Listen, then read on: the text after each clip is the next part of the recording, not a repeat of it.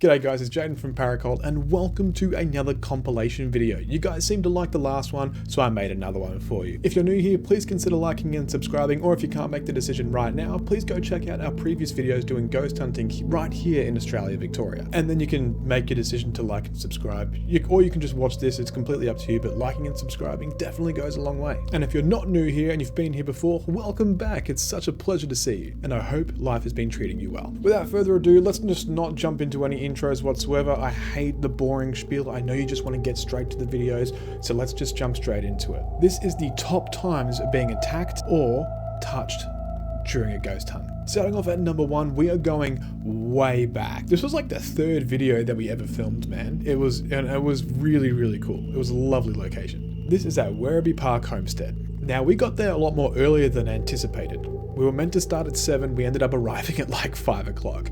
We walked around the entire location and we were just filming B-roll and just getting a sense of the place, you know. And then as we were doing our walkthrough, we had a feeling that something was actually following us. Now, keep in mind, the location itself actually has some pretty good and positive energy, except for the stables. The stables are avoid the stables. However, this ghostly touch did not happen in the stables. This happened in the actual homestead itself.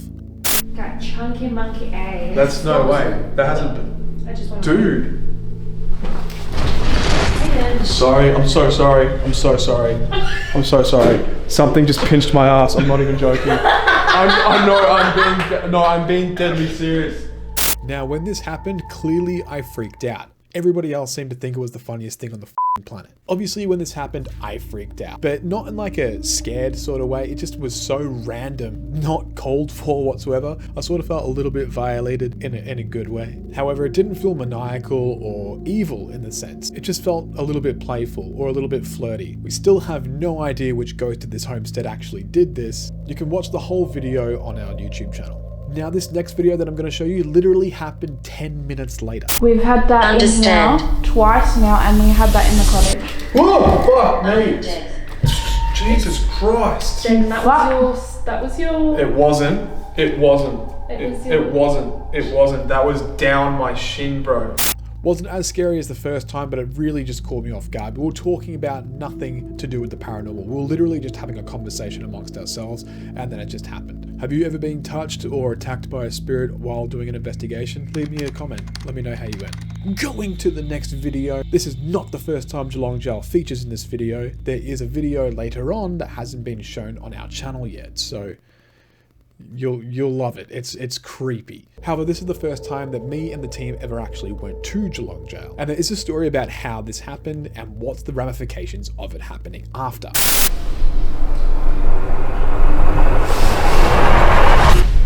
Whoa, what the fuck? Whoa. Something just like grabbed my stuff, like grabbed it. You good? Huh? Is it so? Or is it just like a touch, like just like someone walked up to you and just grabbed you like that? Really? Should it be a butch? Fuck me, dude. Now that chair is called a butcher's chair. Not like butcher as in like... That was meant to be a butcher in like a deli shop. Not like a... butcher, you know what I mean? But apparently there's a well-known spirit that does hang out in that medical room, and his name is Butch. He is a maniacal Chopper Read type dude in scrubs. Can you imagine Chopper Read as a doctor? Hang on, you want your appendix out? And when this actually initially happened, I definitely freaked out. I asked permission if I could sit on the chair. The guy that was actually with us is the owner's son. The creepiest part about all of this is that after this happened, they actually had to close off the medical room because people kept on sitting in that chair and people kept on getting attacked. I've been to Geelong Jail 5 times, and every single time I've gone there, that medical room is always being closed off. It's opened up during the day because it is a museum, but as far as I know, they actually have had to close it off when doing paranormal investigations, and people have completely run out of there terrified. Next up, we have the Shamrock Hotel. You're probably going to see the Shamrock Hotel pop up in a few compilations in the future, mainly because it was sincerely the most active place that I have ever been to. No word of a lie, scary as shit. However, when we did some SD sessions at the Shamrock Hotel, I will always say this, every time we did something like this at the location, something crazy happened. And this happens to be one of them. So if there's anything evil he killed or demonic in here, can you please let Jaden know by touching him?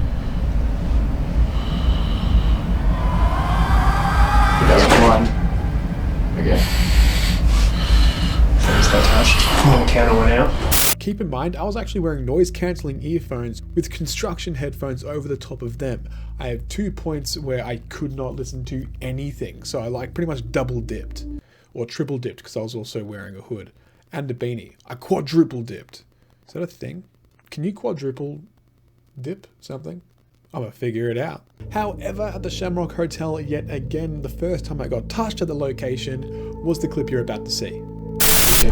Get someone seated right in front of the demon dog. That. You guys were not even touching. I didn't touch you, trust me. You guys were not. Are you serious? Yeah, that wasn't me. I was well and truly away from you. Yeah, you guys were not even touching each other. You scared the out of me. That's what made me jump. Someone grab you? Yeah. Pinch or? No, it was just like a nudge, almost like I thought it was Bally when he jumped Nah. away. It wasn't me. Are you sure? Yeah, 100%. I was nowhere near you. I was right where I am right now. Are you 100%. Are you being deadly serious? Deadly Because serious, did not Dude, touch nah, us. man, because that felt like as if you elbowed me Did right not here. touch I up. can see the wall between you, so I know it wasn't bad. That was. I did not touch you, trust me. You're joking. No. Nah, man. I know what you're gonna say. Pretty overly dramatic. I know. Trust me. I had to edit that shit, and I was very embarrassed myself with the way I acted. Reflecting on the actual night itself, we were all so on edge that anything that would just set me off, I would have just been like, I don't usually get scared when things like this do happen, apart from this whole entire list where I was shocked. If it was Bella that actually did touch me, he would have owned up to it. And if I saw him do it, I would have punched him in the head. Well, he knows I would have punched him in the head. And then it would have been this whole like, you know, BFF type, you know, I'm gonna fight you. But me and Bally have been friends for 10 years. I trust him with my entire life. He's like a brother to me. And he would have told me if it was him that actually touched me. But the fact that Caleb also saw the thing as well, that also confirms it. Caleb's been my brother for as long as he's been born. So I also trust him with my life. And the initial shock was when I actually turned around and I noticed that Bally wasn't even anywhere near me. And I was still in complete shock, and I was pretty much blaming him because I noticed that he wasn't anywhere near me when this happened, and I'm like the only rational explanation that I had was that Bally did it. But now we know he didn't do it. Next we have one of my favorite locations of all time, and you're going to see 2 videos on 2 different nights that I was at this location. This was Beechworth Asylum. Now, a little bit of backstory, every time I have gone to Beechworth Asylum, I have been attacked. I was actually there 2 weeks ago from the making of this video, and I got attacked yet again. So now I've been attacked at Beechworth Asylum in every major building that's actually at the location. But in this, you can actually see the visible scratch and when it happened.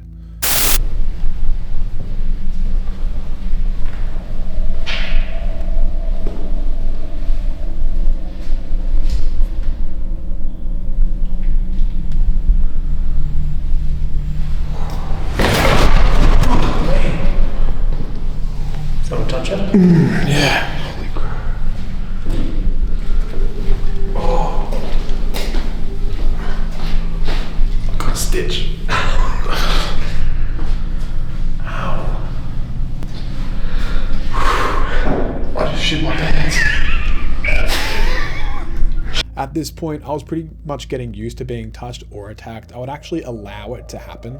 Every time we go to a location, before the cameras roll, I usually shout out at the location, if there's any spirits here, feel free to do whatever you want to me. I'm cool with that. If you're not cool with that, I wouldn't recommend saying that, because I know it's stupid. It's not just for content purposes. If you are not comfortable with these things happening to you and you cannot walk away from a location okay after it happening, then I would advise you stay away from saying that. Now, being touched and being attacked are 2 very, very different things, and they feel different as well. Now, usually when most people do get attacked, they don't feel it straight away. You sort of feel like a burning sensation later on, and then you naturally ask, hey, is there something like on the back of me? Like if I've been bitten, it feels like a mosquito bite that's just been like injected with steroids, and then it also feels like an ice burn. Now this, for some reason, was just so instantaneous. It just happened. Like I didn't see anything. All I felt was just this sharp pain just go, and it was extremely uncomfortable. Enough talking, let's just get to the clip.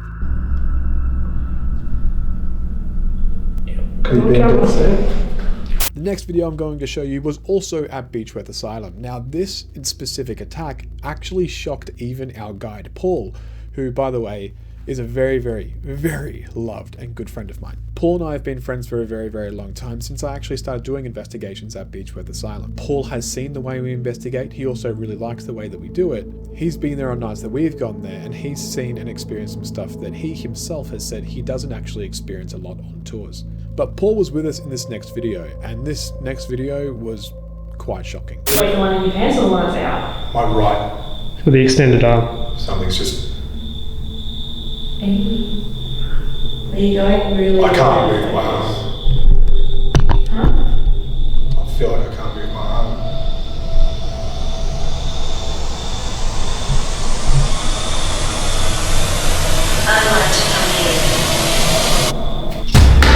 Fuck me! Sorry. I feel like something just like smashed me wrist. That was an evil laugh. Oh, look at your like arm, it's like shaking. Yeah, you got the shakes happening. Yeah. That was terrifying as shit, man.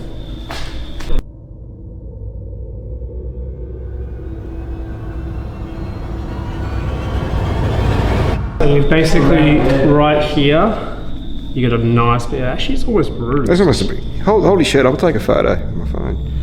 Oh fuck, that is literally a bruise. As you can see, there was a bruise left there. Initially, I was holding a trigger object. I'm not going to say what the trigger object was, as it is private and personal. However, it was something that was in relation to the part of that location that would have definitely gotten a rise out of the spirits that were there.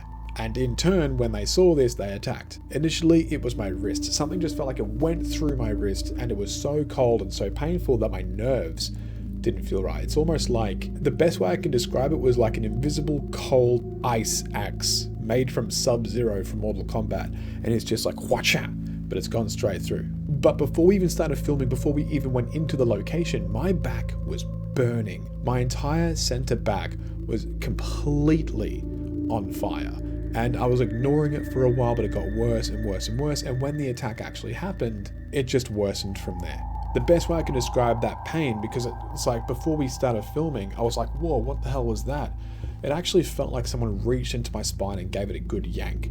That's how it felt. It felt like a muscle spasm, but like 10 times as worse, and it only lasted about 10 seconds. So that bruise that you see there is literally from whatever that happened before we even filmed, but gradually got worse after the initial attack. So you could say I was attacked twice. Now we get to the last part of this video. The episode that this video is from has not been released at all, so you get a good look at what actually happened the time that I went to Geelong Jail again and pushed the limits. Check it out, this is pretty intense. Fuck off, something keeps touching me. Dude, something's fucking touching my face. That's really wrong. Do me a favour, if you recognise what's in his hand, can you go touch Jaden on his left shoulder? That way you don't have to say it over the... Oh my god, he just touched his shoulder. What I didn't show was the icing on the cake throughout that entire session. However, just a little bit of emphasis, I am actually holding a murder weapon that was used in that cell, and it was from the last murder that ever happened at Geelong Jail. The SD session that I was going through was already pretty intense, and something was definitely with me while I was in that cell, and it was the most creeped out I have ever been. I've never run from a location. All I can say is that I actually bolted out of that cell toward the end of that video. Well, that just about wraps it up for this little compilation. If you've liked what you've seen here, please leave me a comment on what your favorite part of this compilation was. And if you'd like to see more or surrounding a specific subject, please leave a comment below. And if you really liked this video, please feel free to like and subscribe. And if you want to share it as well to your friends, that's cool too. However, we are planning on doing more ghost hunting videos quite soon. If you hit that little notification bell, you'll be notified of when we release our next video. Up until then, as always, stay prepared to be scared. And we'll catch ya on the next video.